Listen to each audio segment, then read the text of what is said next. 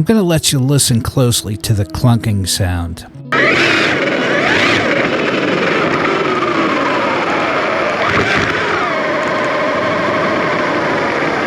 I hadn't realized from the day before that I had lost an output drive cup, which I have spares of. And that's where the clunking noise is coming in this video. You can barely hear it, but you can hear it. Clunkety clunk clunk. As soon as I put the power on, you can hear it. So these FGs, if you break something, it's expensive. If you lose a part, you have to buy a whole bunch of things. Most of the time. Some of the times you get away with it, but the CV axles for this car, you have to buy the set of two, $150. I'm not that guy. I'm going to go back to the baseball field and find a piece that I lost.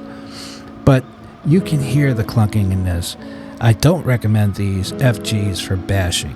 The on-road versions, absolutely. They're fun. You can tune them really good. But this for bashing, nah, there's a lot better cars out there made by other companies.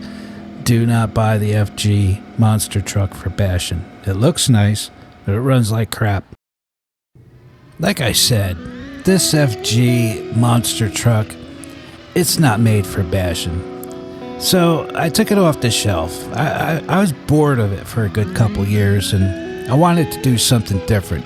I didn't want it to be an oversized pickup truck.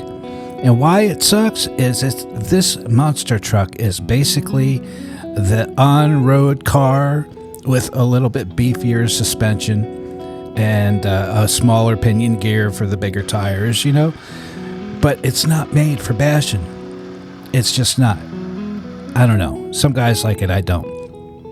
Anyway, my daughter and I, we were like, well, let's put somebody inside. And we thought a Barbie doll. And then we're like, nah, that's not fun.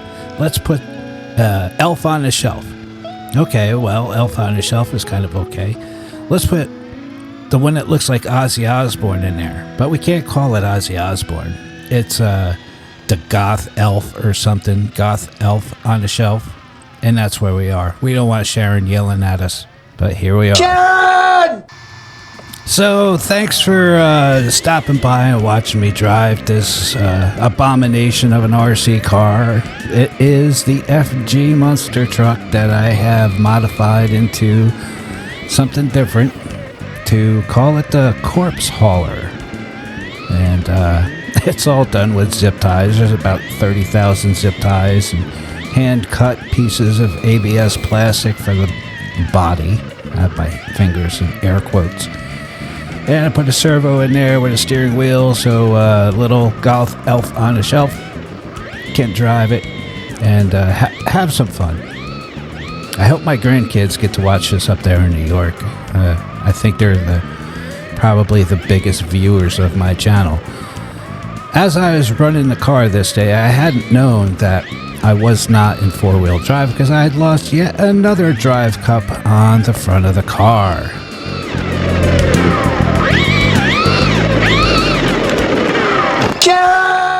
That's why there's no front-wheel drive as I'm going around the baseball diamond. But we had fun anyway. And sometimes, you know, you just crash into fences. But I wouldn't have crashed into fences had I had all the wheels driven.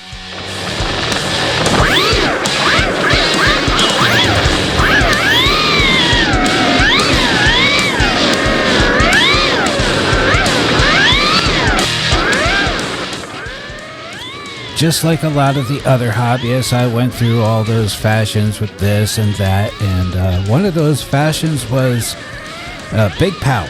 So I went from 6S to 8S and thought I was cool, and then I went from 8S to 12S and thought I was cool, and then I went from 12S to 16S, and I'm like, whoa, that's pretty mind-blowing and cool. John! Well, that works for my on-road car because that just gives it ludicrous speed. And it works. However, 12S was way too much for this. It just was uncontrollable. It wasn't fun to drive on 12S.